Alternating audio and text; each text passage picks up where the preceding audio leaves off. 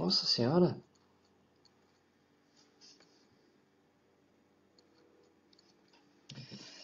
Vamos entrando, pessoal. Vamos entrando. Com todo mundo sentando, ficando confortável. Só vou aguardar um pouquinho até ter uma quantidade maior de gente.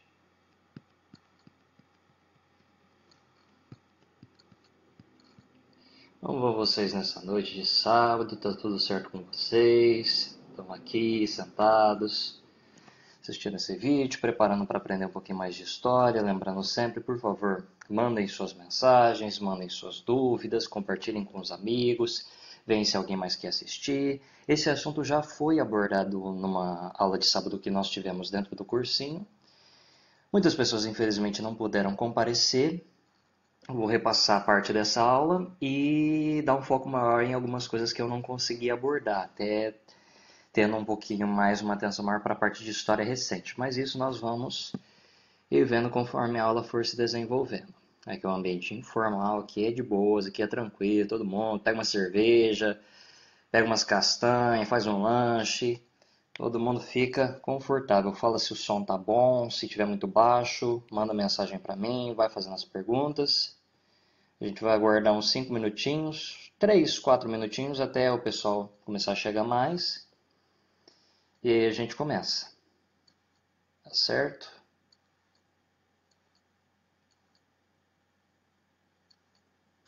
O que a gente vai abordar hoje vai ser um pouquinho da arte ao longo da história. A gente vai falar um pouco superficialmente dos períodos na qual essa arte vai se desenvolver.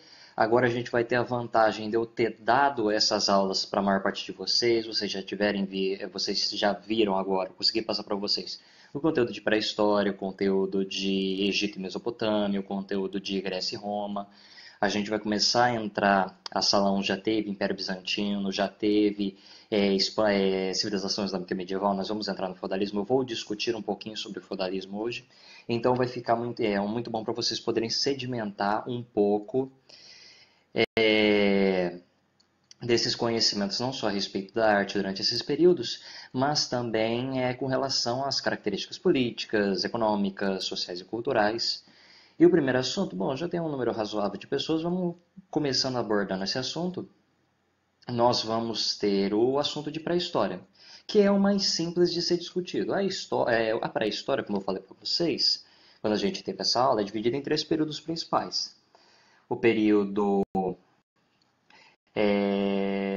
o período paleolítico, mesolítico e o neolítico. São 3 períodos na qual você vai ter um aumento gradual do desenvolvimento tecnológico, do desenvolvimento intelectual, do desenvolvimento científico dos seres humanos. Então, o período paleolítico, que vai ser o primeiro período, você vai ter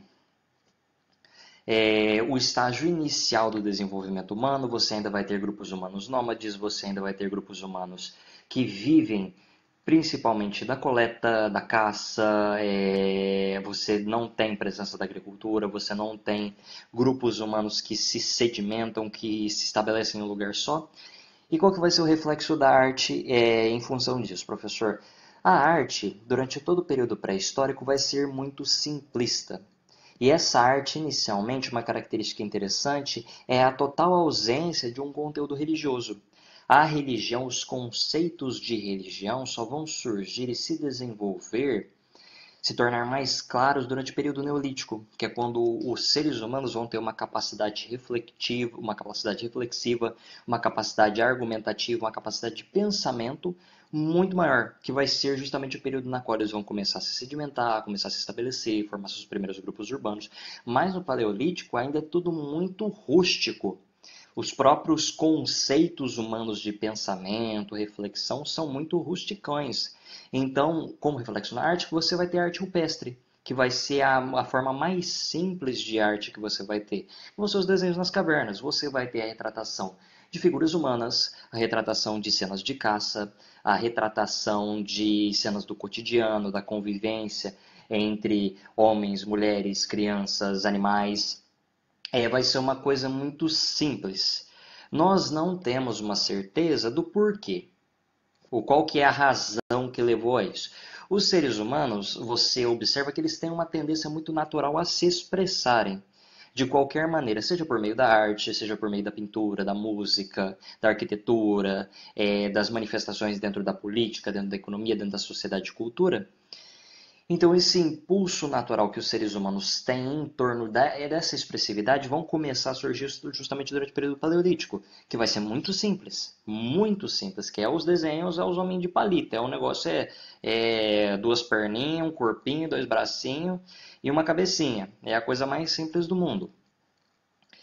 Mas já demonstra que os seres humanos já começam a desenvolver essa expressividade e vai se tornando cada vez mais refinado, cada vez mais complexo. Como nós vemos, nós temos o período paleolítico, todo mundo é nômade, todo mundo vive em contínuo movimento, ninguém se estabelece em lugar nenhum, vive da caça, vive da coleta de raízes, da coleta de frutas. E conforme você vai passando, o tempo vai passando, você chega ao Mesolítico, que você vai ter um pouquinho, um aumento bem sutil da sofisticação das ferramentas, da sofisticação dos instrumentos, das inter-relações humanas, de como elas interagem entre si. Você também vai ter um aumento na expressividade artística. Você vai ter o surgimento de pequenas esculturas, a produção de vasos, com desenhos, mas isso só vai se tornar muito mais frequente, muito mais comum durante o período do Neolítico, que vai ser o estágio final da pré-história. Porque uma vez que você tem o Neolítico, você tem o momento na qual os seres humanos descobrem a agricultura. Descobrindo a agricultura, descobrindo a criação de animais, a domesticação de animais, você tem todos os ingredientes perfeitos para que os seres humanos se estabeleçam em um lugar só. Porque agora não tem necessidade, não tem vantagem de eu continuar em perpétuo movimento, de eu continuar andando, vivendo exclusivamente da caça, da coleta, em acampamentos temporários. Agora eu posso me estabelecer. Essas civilizações vão se estabelecer próximas a rios, em função deles se estabelecerem próximos, em função de ser muito mais fácil você ter acesso à água, não só para a sua própria sobrevivência, mas também para toda a questão da irrigação, para toda a questão de abastecimento dessa agricultura, dessa domesticação de animais que agora surge. E como você está em um lugar só, como você vai começar a criar os primeiros aglomerados humanos, os primeiros grupos humanos, que eles ficam em um lugar só, você vai ter um aumento populacional muito grande, você vai ter um número muito grande de pessoas convivendo em um espaço só, e agora fica muito mais fácil, você não só cria uma necessidade de várias outras coisas, como por exemplo, você vai criar a necessidade da arquitetura, a necessidade de prédios para que as pessoas, de edifícios nas quais as pessoas não só possam sobreviver, mas também locais de culto, os primeiros templos vão surgir, as noções de religião, de divindade, de espiritualidade vão surgir e se tornar muito fortes durante esse período, que vão começar a se justapor e se misturar ao elemento cultural. Isso é interessante ver porque você vai ter o período de transição do Neolítico para a história, que vão ser as civilizações egípcias e mesopotâmias, e essa religiosidade vai ser um dos principais fatores que vai fazer parte desse processo de transição e vai se fortalecer. E no elemento cultural isso também vai ser muito importante. Como você está num lugar só agora, é muito mais fácil você produzir artisticamente. Produção de esculturas, produção da arquitetura, produção de vasos que agora com pinturas que agora se torna uma necessidade, porque você começa a armazenar grãos, a armazenar alimentos, facilita muito a produção cultural, o fato de você estar em um lugar só. Porque se você produzir, você produz toda essa parte cultural, essa pintura, essa escultura, essa estatuária, se você permanece como sendo um grupo nômade, fica muito difícil você trazer isso com você. Então não é a facilidade de tudo isso também é um fator que contribuiu muito para a produção cultural se tornar muito mais forte durante esse período. Um fator também que vale a pena ser destacado é que, anteriormente ao Neolítico, durante os períodos Paleolítico e Mesolítico, você tem essas sociedades como sendo muito matriarcais. Por quê? Porque eu ainda não tenho uma noção de como os organismos humanos funcionam. Eu não tenho uma noção de como ocorre o nascimento. Eu só sei que sai o bebê de lá e eu não entendo como isso funciona. Então você vai atribuir um misticismo, uma característica de divindade, de proximidade ao divino, a capacidade do nascimento. Vocês vão ver que muitas das produções artísticas durante esse período na qual essas sociedades são matriarcais, não só no Paleolítico e no Mesolítico, perdão, não só no Paleolítico e no Mesolítico, mas também durante o início do período Neolítico. Você vai ter esculturas retratando mulheres voluptuosas, mulheres mais volumosas. Por quê? Porque isso retrata a fertilidade. Toda essa ideia da fertilidade também vai ser muito característica da cultura desses povos pré-históricos. E uma coisa interessante é que essa tendência cultural vai voltar muito mais tarde, quando nós estivermos discutindo sobre o feudalismo. Por quê? Porque traz toda essa ideia de fartura, de fertilidade, de facilidade em produzir indivíduos de nascimento, que você facilita aí, você permite a existência dessa sociedade. Mas, uma vez que você tem o surgimento dos elementos culturais, os elementos religiosos dentro dessa sociedade, que você vai ter toda essa religiosidade, o surgimento de templos, de centros de culto, de templos, de regiões de culto, tudo isso você também vai ter outros elementos que vão influenciar muito a cultura, além da religiosidade, além dessa questão da sociedade matriarcal. Um outro elemento que vai contribuir muito também vai ser que vai causar uma diferença em tudo isso, que vai causar uma mudança, não só nessa questão cultural, mas também nesse aspecto matriarcal. E isso é interessante vocês terem uma noção, porque como toda essa questão do patriarcado, do feminismo, todas essas discussões em torno da identidade das identidades de gênero, tudo isso é muito discutido na atualidade. O momento na qual a sociedade se torna mais patriarcal acontece em função de uma necessidade. Qual que foi essa necessidade, professor? Uma vez que você tem esses povos começando a se sedentarizar, começam a se estabelecer em um lugar só, começam a ficar em um espaço só, você começa a formar grandes centros urbanos, porque as pessoas vão começar a convergir para esses espaços. Por quê? Porque é muito mais fácil você viver nessas cidades, nesses centros urbanos que começam a surgir. Por que é mais fácil, professor? Porque eu tenho muitas pessoas. Eu começo a ter a divisão do trabalho. Agora eu tenho cada grupinho, cada pessoa contribuindo com algum aspecto dessa sociedade, e isso facilita muito a sobrevivência. Eu tenho uma facilidade em função da agricultura, em função da domesticação de animais, em função do trabalho conjunto, da proximidade com rios, da proximidade com bens de consumo, com alimento, com animais. Isso facilita muito a sobrevivência. E como você tem a formação desses centros urbanos, desses pequenos grupinhos, você também vai ter a formação dos clãs. Os clãs nada mais vão ser do que as primeiras tribos. E você vai ter uma tribo aqui, em vários espaços, geralmente em espaços próximos a regiões de rios. E você vai ter que começar os embates militares. Essas tribos vão começar a brigar uma com a outra pelo espaço para a agricultura, para a domesticação de animais, para a expansão. E isso vai mudar toda a ideia do matriarcado para o patriarcado, porque agora a figura que é mais importante para a sobrevivência dessa sociedade vai ser a figura do guerreiro, que vai ser uma figura masculina, vai ser a figura militar. Em função dessa necessidade dessa sociedade se tornar mais militarizada, você vai ter essa mudança. Isso vai ter um reflexo cultural.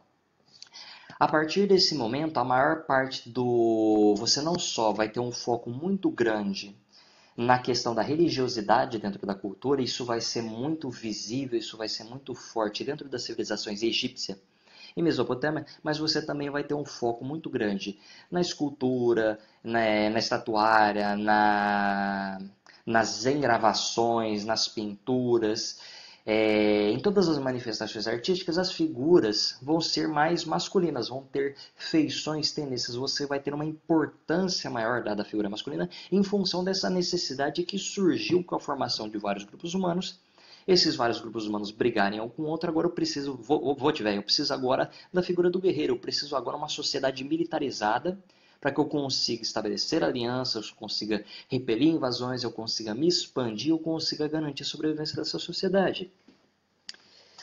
E isso nos leva ao processo de transição entre a pré-história, com o paleolítico, com o mesolítico, com o neolítico, para o período histórico. Professor, o que caracteriza a passagem de pré-história para a história? Lembrando, a invenção da escrita. As duas primeiras civilizações que vão desenvolver a escrita, civilização egípcia, civilização mesopotâmia. A civilização mesopotâmia vai ser a primeira civilização que vai desenvolver a escrita cuneiforme, que serão os sumérios. Mas isso a gente vai abordar com um pouco mais de calma. Professor, quais que são as principais características dessas duas sociedades? Religiosidade. Quando eu passei os conteúdos de interpretações de história, do que a gente precisa ter uma noção para a gente estudar história, eu passei um negócio chamado modos de produção. Modos de produção nada mais são do que um mini resuminho de como uma sociedade funciona.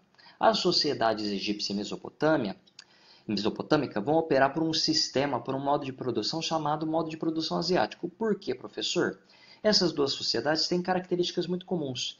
E uma característica que vai ser muito comum nessas duas sociedades vai ser uma sociedade teocrática, ou seja, os líderes máximos dessas duas sociedades vão ser líderes religiosos.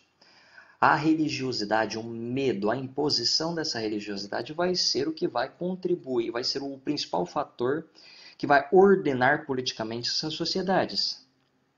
Professor, por que isso vai ser importante? Porque toda manifestação cultural, toda a cultura, toda a pintura, a estatuária, a vasicultura, a pintura, toda a produção cultural de Egito e Mesopotâmia vai ser voltado para essa questão da religiosidade.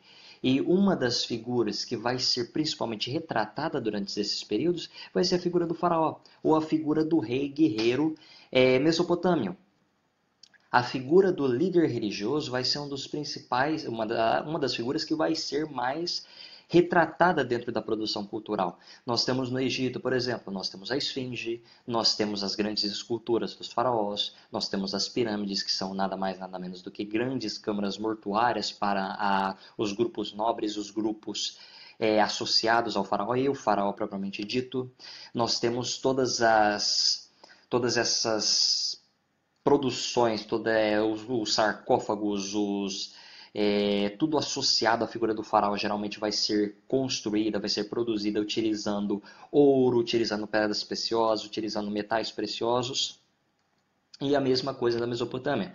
Você vai ter sempre nos murais, nas pinturas, nos mosaicos, a retratação da figura do rei guerreiro, que vai ser a figura de destaque dentro da sociedade mesopotâmia. Então você vai ter essa figura dos líderes religiosos como sendo as principais figuras que vão ser representadas dentro da cultura. Professor, é só isso? Não. Você vai ter um outro elemento muito interessante, que vai ser o antropozoomorfismo. Professor, o que é isso? É de comer? Não.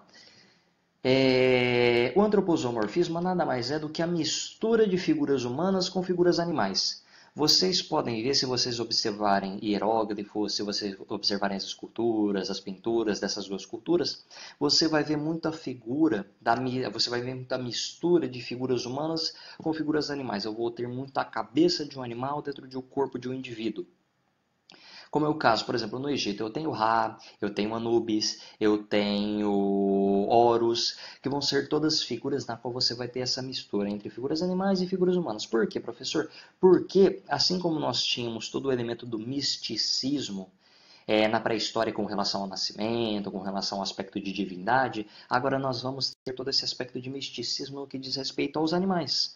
Por quê? Porque a gente ainda não tem um conceito de como as coisas funcionam, como o universo, a natureza, as cadeias naturais funcionam. Então eu vou atribuir um elemento de misticismo a esses seres. Eu vou atribuir um elemento de divindade a determinados pássaros. Vão ser muito vão ser muito vistos com uma certa divindade dentro do Egito Antigo.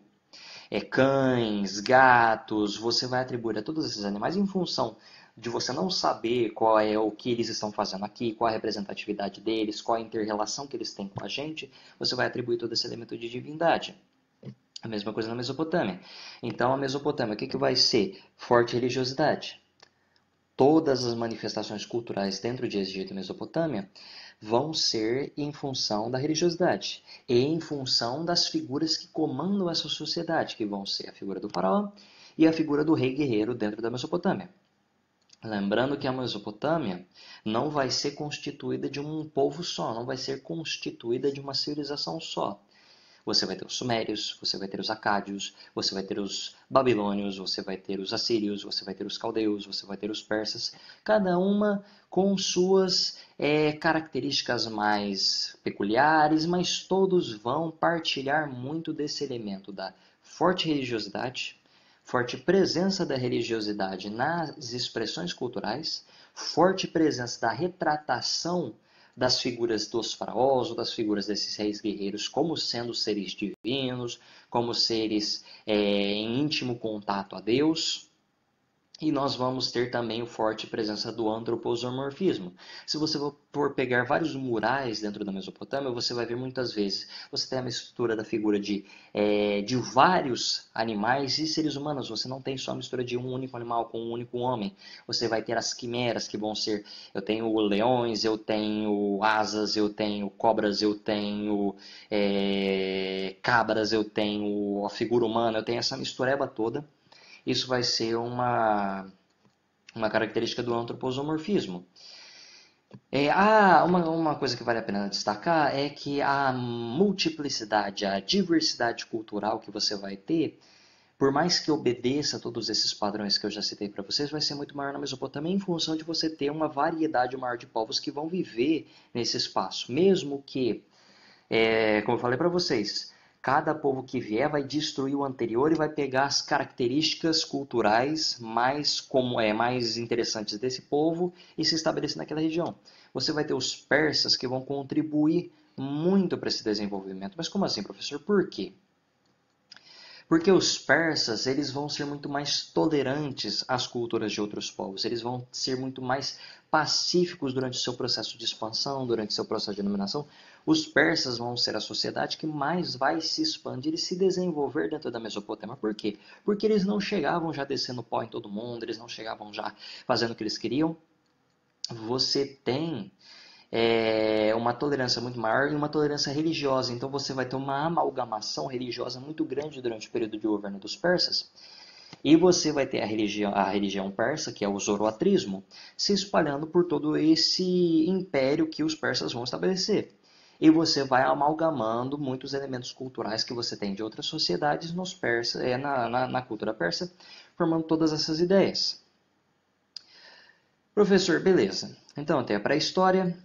Uma vez que eu tenho o surgimento do elemento da religiosidade, eu começo a ter essa religiosidade interferindo cada vez mais e mais na cultura. Eu tenho a figura humana, mas essa figura humana geralmente vai ser na retratação da figura dos líderes religiosos e na mistura dessas figuras humanas com figuras animais. Qual que é a próxima sociedade que vem em seguida? Vão ser os gregos. Os gregos e os romanos, que vão ser duas sociedades muito parecidas uma com a outra, assim como nós tivemos duas sociedades muito parecidas uma com a outra dentro do Egito e Mesopotâmia. Eles vão valorizar fortemente o antropocentrismo. Professor, o que é o antropocentrismo? O antropocentrismo vai ser a valorização da figura humana. Você vai ter a valorização dos grandes feitos políticos, econômicos, sociais e culturais dos indivíduos humanos, das figuras humanas. Você vai ter uma separação das divindades. Você vai ter a presença de uma religião, você vai ter a religiosidade. Sim, você vai ter, mas toda essa religião, toda essa cultura vai ser muito mais humanizada. Você pega muitas das esculturas, muitas das pinturas, muitas das artes em vasos dentro da Grécia, dentro de Roma, e você vai ver que todas as figuras dos deuses vão ser muito humanizadas, vão ser figuras humanas. Você vai ter uma perda dessa amalgamação entre seres humanos e animais, uma perda, que é um elemento cultural muito forte no Egito e na Mesopotâmia. Mas agora, como você tem uma separação muito forte da política e da religiosidade, você vai ter agora uma cultura que vai valorizar muito mais o elemento humano. Mas, professor, como que isso aconteceu? Beleza, eu tenho Egito e tenho Mesopotâmia. Essas duas civilizações, em função de terem uma herança forte do período neolítico, que vai ser quando você vai ter o surgimento de toda essa religiosidade, a religião vai tomar proporções nunca antes vistas. E você vai ter o surgimento de muitas culturas em torno dessa religiosidade, você vai ter uma civilização dentro desse período que vai diferenciar um pouco das civilizações egípcia e mesopotâmia, até mesmo dos variados povos que viveram dentro da Mesopotâmia. Que você teve os sumérios, acádios, babilônios, assírios, caldeus, persas, aquela mistureba toda. Mas você vai ter a civilização que vai viver um pouco distante dali, que vai ser a civilização fenícia. Os fenícios vão viver em uma faixa estreita de terra muito pequena. Eles não vão ter como sobreviver só da agricultura e da domesticação de animais. Então eles vão ser a primeira civilização a se lançar para valer mesmo no comércio marítimo. Sendo a primeira civilização que se lança no comércio marítimo, que se lança em uma atividade que não está estritamente associada à agricultura, à domesticação de animais, eles passam a atribuir, a dar um valor muito grande a toda essa ideia da capacidade de navegação, da capacidade de comércio. Então você vai ter uma mudança gradual da importância que você dá à figura de um único líder, da figura do líder religioso, a esses indivíduos que têm uma capacidade grande de navegação. Você tem uma mudança da importância política que você dá a líderes religiosos e começa a transferir isso para os líderes do comércio marítimo, que vai ser a chamada talassocracia. E com esse processo de mudança, você vai ter lentamente uma mudança do elemento cultural para toda essa questão da religiosidade, para toda essa questão da retratação das figuras políticas, das figuras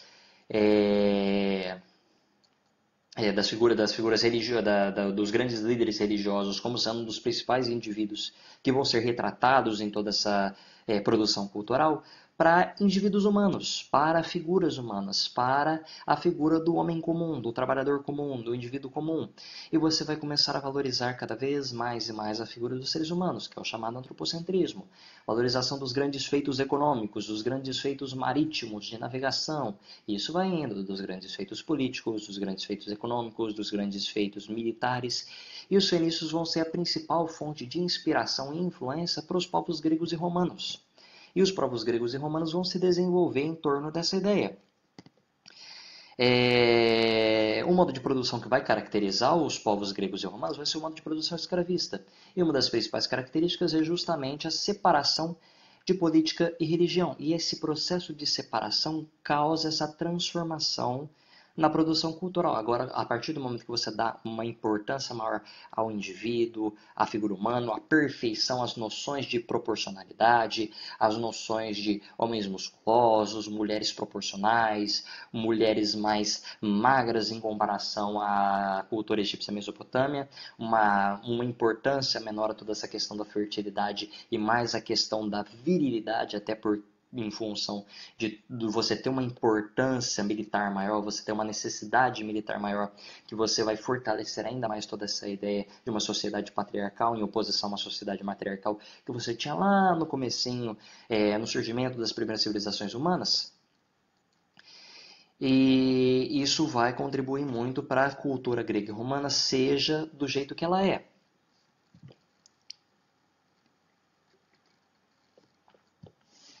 Só um minutinho, gente. Por favor, vão mandando suas perguntas, vão mandando suas dúvidas, vão mandando assuntos que vocês queiram que eu fale, que vocês quero que vocês foquem mais nisso ou mais nisso. Uma vez que você tem os gregos e romanos, as civilizações gregas e romanas vão se desintegrar. E é aqui que fica interessante. Uma vez que você tem uma noção básica dessas civilizações, da civilização egípcia, da civilização mesopotâmica, da civilização grega e romana, já dá para ter uma noção de como a cultura vai funcionar. Já por observando como a política, como a economia funcionam, você já consegue ter uma noção mais clara de como isso vai funcionar. Até mesmo na pré-história, como eu falei para vocês. Agora, uma vez que você tem, você vai ter 3 sociedades que vão ter um pouco de destaque, que vai ser a civilização feudal, o Império Bizantino e as civilizações islâmicas medievais. Professor, por que que é importante eu olhar para esses três e não olhar só para o período feudal? Porque eles vão ser muito diferentes por várias razões. A civilização feudal vai se originar a partir da queda do Império Romano. Eu vou ter o Império Romano vai crescer demais, vai se desenvolver demais, vai ter e se estender demais, de modo que não vai ter mais capacidade de se administrar. Você não vai ter capacidade de administrar o Império Romano, você agora vai ter contínuos processos de invasões bárbaras, e o processo de decadência do Império Romano e a mistura com as culturas desses povos bárbaros invasores vai levar à formação do sistema feudal. Eu não vou levar muito em consideração as questões políticas para não confundir muito a cabeça de vocês, que isso a gente já aborda dentro das aulas. Para passar bem por cima, você vai ter a queda do Império Romano. Uma das políticas no final do Império Romano para tentar convencer um pouco mais de gente a ir para o campo, para produzir alimento, para controlar a crise alimentícia que você está batendo no final do Império Romano, vai ser o colonato. O colonato vai ser a migração forçada do ambiente urbano para o campo, que já vai sedimentar uma das características principais do feudalismo, que vai ser a atrelação do indivíduo ao campo, a atrelação do indivíduo à subsistência, à produtividade em você existe única e exclusivamente trabalhando, produzindo na agricultura, na domesticação de animais, para o sustento próprio e para o sustento do senhor feudal. E uma das instituições também que vai ser criada e vai sobreviver à queda do Império Romano vai ser a Igreja Católica. A Igreja Católica vai ser fundamental para todo o surgimento da cultura no período feudal. A Igreja Católica vai ser criada durante o finalzinho do Império Romano e vai ser uma das únicas instituições que vai sobreviver à queda do Império Romano. Não só isso, mas vai ser a instituição que vai levar à conversão de muitos dos líderes bárbaros que foram responsáveis pela invasão e pela desintegração de Roma.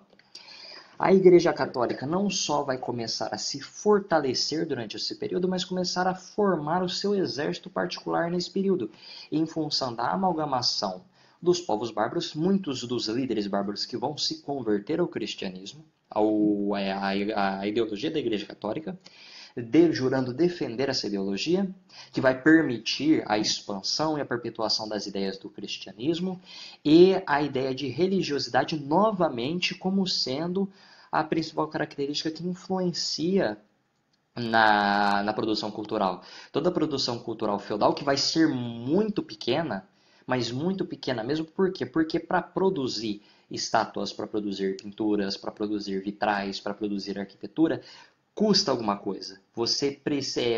Isso é um dos motivos pelos quais a produção de arte durante o período greco-romano foi tão intensa.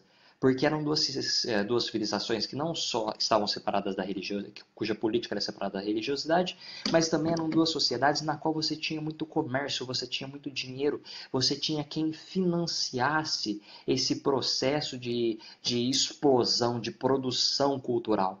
Agora, no período feudal, você não vai ter isso. Por quê? Porque a maior parte da população trabalha como sendo camponesa. São produtores rurais e indivíduos que criam animais no máximo. Eles vivem naquela faixa de estreita de terra. Você não vai ter comércio. Uma das principais características do período feudal é que você não vai ter atividade comercial. Você vai ter apenas troca na forma de grãos, na forma de peles de animais, na forma de carne, na forma de tecido, mas você vai ter mesmo essa troca, vai ser muito pequena. E isso vai influenciar muito na diminuição dessa produção cultural. E toda essa produção cultural vai ser majoritariamente financiada ou estar de alguma maneira associada à Igreja Católica. Você vai ter a retratação do cotidiano desses senhores feudais, das pequenas cortes que você vai ter dentro desses feudos, mas vai ser muito, muito, muito pequena e única e exclusivamente porque o senhor feudal tem influência política, tem influência nessa sociedade, assim como a Igreja Católica também vai ter e vai financiar, entre aspas, a produção cultural para ela, a produção de textos bíblicos, a produção de livros religiosos, a produção de igrejas, vitrais, e tudo isso vai ser muito pequeno. Por quê? Porque você não tem quem financie. E isso vai contrastar muito com o Império Bizantino e com a civilização islâmica medieval. Por quê? O Império Bizantino vai ser a continuidade de Roma. Como assim, professor? Antes de Roma cair, o Império foi dividido em dois: Império Romano do Ocidente e Império Romano do Oriente. O Império Romano do Ocidente vai cair, que vai ser Roma, que vai ser toda a Europa. O Império Romano do Oriente vai sobreviver, que vai ser ter como capital a cidade de Constantinopla, e eles vão continuar tendo uma produção cultural muito semelhante ao que Roma teve, que vai ser a manutenção de todas essas ideias antropocêntricas, valorização da figura do indivíduo, valorização dos grandes feitos políticos, econômicos, militares, valorização das figuras dos grandes líderes políticos, produção de estátuas, produção de pintura, produção de vasos, produção artística. Por quê? Porque você ainda tem uma sociedade fortemente comercial. Você tem quem financie, você tem quem faça. Você tem gente que está disposto a participar disso porque você tem uma recompensa financeira, vale a pena, você tem como sobreviver a partir disso, e você tem uma elite financeira que é adepta a toda essa ideia da valorização do eu, valorização individual, que vai querer ter o seu busto, vai querer ter sua pintura, vai querer ter sua estátua, que vem de toda essa questão do antropocentrismo que eu já comentei com vocês, que vai contrastar muito com a sociedade feudal. E você tem uma terceira ainda que vai ser um pouquinho diferente das duas, que vai ser a civilização islâmica medieval. A civilização islâmica medieval vai ser um caso muito particular. Por quê?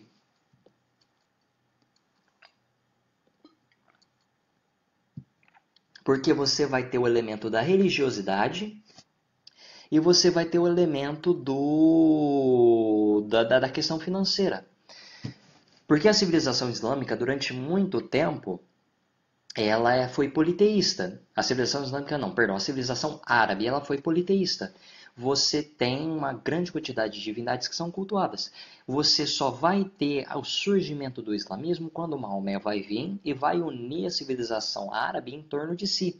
E uma vez que Maomé promove esse processo de unificação da Península Arábica, dos povos árabes em torno do islamismo, você vai ter uma coisa chamada iconoclastia, que vai ser a não cultuação dentro da religião islâmica. Você não vai cultuar imagens, você não vai, você vê a confusão que dá quando alguém quer retratar a figura de Maomé. Então você vai ter toda a arte, toda a cultura, toda a produção cultural dentro da civilização islâmica. Muitas vezes ela vai estar associada à religiosidade, mas ela não vai poder ter imagens definidas. É por isso que toda vez que você entra dentro de uma mesquita, você vê aqueles vitrais, aquelas pinturas com cores belíssimas, aqueles mosaicos, mas você não tem figuras definidas. Você não tem formas definidas, você não tem figuras humanas, você não tem imagens, você não vai ter a cultuação de santos, a cultuação de deuses, a cultuação da representação artística deles. Então você vai ter toda a cultura voltada muito para a música, voltada muito para a literatura, porque é muito mais difícil você retratar visualmente essas figuras dentro desses dois campos, e toda a parte da pintura, da arquitetura, vai se voltar para a figura do Islã, principalmente na arquitetura e na pintura abstrata. Você vai ter muito uso de cor, muito uso da pintura, mas não nessas formas características, nessas formas definidas. Essas três sociedades vão conviver em um mesmo espaço durante um determinado tempo. E uma vez que você tem uma diferença muito grande, você vai ter essa diferença muito grande durante esses 3 períodos por esses variados motivos. Duas delas que estão associadas à religiosidade, uma delas que não é iconoclástica, não permite a culto à imagem, por isso tem essa peculiaridade cultural tão grande, ao passo que na Europa medieval a produção artística, a produção feudal vai estar voltada para a retratação religiosa, para a retratação da figura dos santos, na arquitetura das igrejas, na arquitetura dos vitrais, na produção de textos bíblicos, na produção de textos religiosos. E tudo isso vai ser muito pouco. Por quê? Porque você não tem uma sociedade comercial, você tem uma presença muito pequena de artistas e indivíduos que estão dispostos a financiar tudo isso. E aí você tem no meio, você tem a sociedade bizantina, que você vai ter a continuidade de toda essa ideia de Roma. Vocês podem ver, como eu falei para vocês, você vai sempre alternar. Sempre vai ter uma sociedade que vai ser mais voltada para a questão da religiosidade, dentro da política, dentro da economia, dentro da sociedade e da cultura. E você vai ter um período de transição e você vai ter logo em seguida uma civilização mais voltada para a questão do antropocentrismo, da valorização da figura humana, da valorização do individualismo, da valorização do comércio. E logo em seguida você vai ter uma outra sociedade, você vai ter a queda da sociedade e vai ver uma sociedade novamente voltada para a questão da religiosidade, da produção cultural voltada para a religiosidade, uma sociedade ordenada em função desses valores religiosos. E aí logo em seguida você vai ter a volta dessas ideias antropocêntricas, da volta de uma sociedade voltada para essa questão do comércio, para essa questão da valorização humana, que vai ser o renascimento cultural e científico na Europa. Você vai ter o renascimento cultural e científico na Europa e você vai ter a volta dessas ideias antropocêntricas, dessas ideias da valorização da figura humana, da valorização da retratação do dia a dia da população comum. Você vai ter o surgimento novamente de uma burguesia que vai estar disposta a financiar essa produção artística. E isso vai estar em um período na qual você vai ter a transição. Você vai estar tendo a desintegração do feudalismo, você vai estar tendo a desintegração do poder da Igreja Católica, e a Igreja Católica vai tentar se opor a isso. Isso vai resultar em um dos momentos mais interessantes. E isso muito requisitado em vestibular. Se vocês não prestaram atenção até agora em nada, e não tem problema, porque isso aqui é só para quem está interessado mesmo, vai ser justamente a questão do gótico e do românico. Uma vez que você vai ter o surgimento, a volta dos ideais antropocêntricos com o renascimento cultural e científico, você vai ter uma oposição muito forte da Igreja Católica com o estilo gótico. O estilo gótico nada mais é do que a valorização de formas exageradas, a produção de igrejas imensas, com gigantescas estátuas, com um número imenso de estátuas, com vitrais enormes, sempre buscando a grandiosidade, o exagero. As torres dessas igrejas vão ser muito altas, vão ser muito pontudas. Tudo isso em função de você, tudo isso, justamente tudo isso, para que você represente o poderio, a presença, a capacidade da Igreja Católica. Ao passo que toda essa cultura renascentista, a cultura associada a esses ideais antropocêntricos, vai ser muito mais simples, vai ser muito mais horizontal, vai ser muito mais prática, mas vai ser muito mais realista, voltada para a retratação de cenas do cotidiano, a vida dos burgueses, que muitas vezes vão ser os indivíduos que vão financiar tudo isso, em oposição a esse estilo gótico. Ou seja, você vai ter um ciclo, você vai ter a volta de uma situação cultural muito parecida com o que você vai ter no período de Grécia e Roma.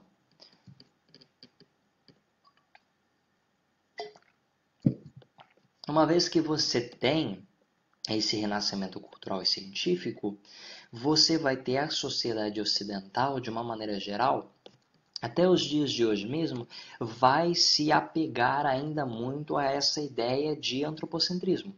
Não só na questão do aspecto cultural, mas que na questão da política, na questão da economia, na questão de como a nossa sociedade é ordenada. A civilização ocidental, Europa, Américas, parte da África, você vai ter uma sociedade muito voltada para toda a questão do capitalismo, de uma política que não está diretamente associada à religiosidade. Alguns discutiriam isso, nós temos a bancada evangélica aqui no Brasil, mas nós temos uma sociedade na qual a política não vai estar associada à religiosidade, e em função disso você vai ter uma cultura fortemente voltada para o antropocentrismo. E isso é intensificado muito pelo capitalismo. Por quê? não só no período da Grécia e Roma, na qual você já tem atividade comercial, não só com o Renascimento Cultural e Científico, na qual você também vai ter essa atividade comercial, mas na atualidade, por quê? Porque o fato de você ter uma sociedade fortemente voltada para o individualismo, para o consumo, uma sociedade fortemente comercial, facilita muito a produção cultural. E hoje que você tem todo o processo de globalização, a internet, você tem uma facilidade muito grande em, em, em, em, em expressar tudo isso, em ter tudo isso, em ter toda essa arte, essa cultura voltada para o indivíduo, voltada para essas ideias antropocêntricas. Gente, o telefone está tocando, me dá só um segundinho, eu já venho.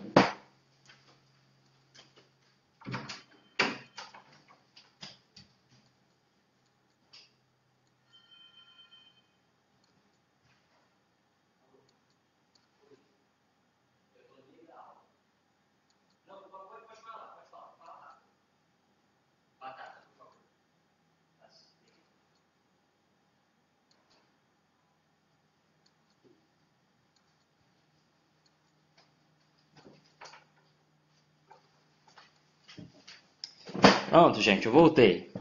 O telefone estava tocando. Agora, voltando ao que eu estava falando, toda essa questão do capitalismo facilitar muito essa produção cultural.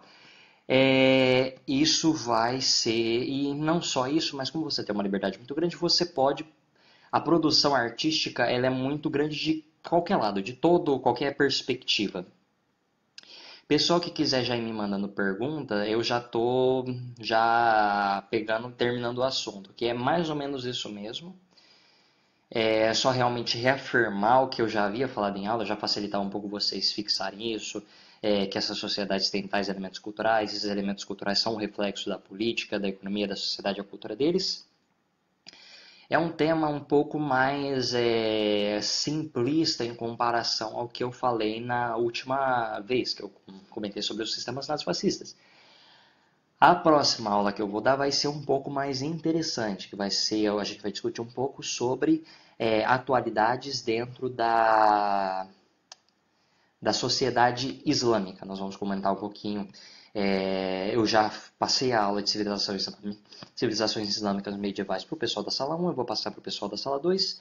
E aí vocês vão ter uma noção melhor. Um dos assuntos que veio é o papel da mulher, a questão do radicalismo islâmico, como o Oriente Médio está na atualidade. Então vai ser um assunto mais interessante, até porque vocês já tiveram algumas aulas com os professores de geografia dentro disso, vai ser um pouco mais interessante. Se alguém tiver alguma pergunta, algum interesse, fique à vontade para mandar questões para mim, mandar dúvidas, quer que eu fale de algum outro assunto aqui nos minutos finais. Mas é essencialmente isso. Você vai ter sociedade pré-histórica, começa a religiosidade. Religiosidade, antropocentrismo. Religiosidade, antropocentrismo. E essas vão ser, você vai ter essa alternação. Primeiro com o Egito e Mesopotâmia, Grécia e Roma, civilização feudal. E aí você vai ter aquela situação peculiar, que você vai ter a convivência da civilização feudal, o Império Bizantino, que vai ser a continuidade, a sobrevivência do que restou da cultura de Roma, e a civilização islâmica medieval com as características peculiares que eu citei aqui para vocês. É mais ou menos isso mesmo. É só lembrar que você tem esses processos de alternação. E essa alternação não tem só o efeito na questão cultural.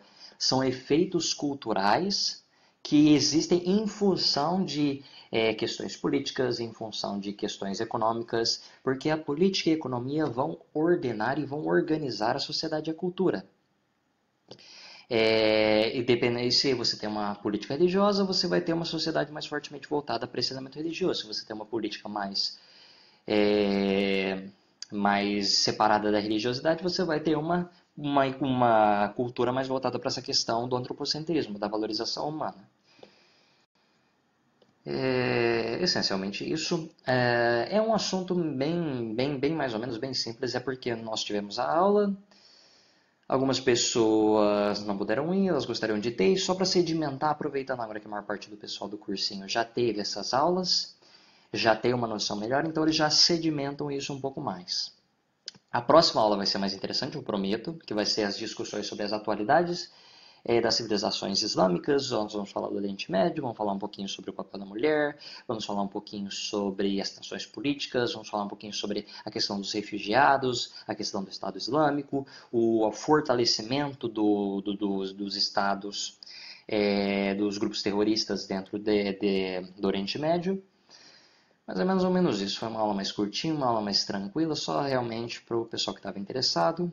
Se vocês quiserem assistir essa aula, se alguém quiser mandar uma pergunta, eu vou aguardar uns 2 minutinhos, senão eu vou encerrar por aqui.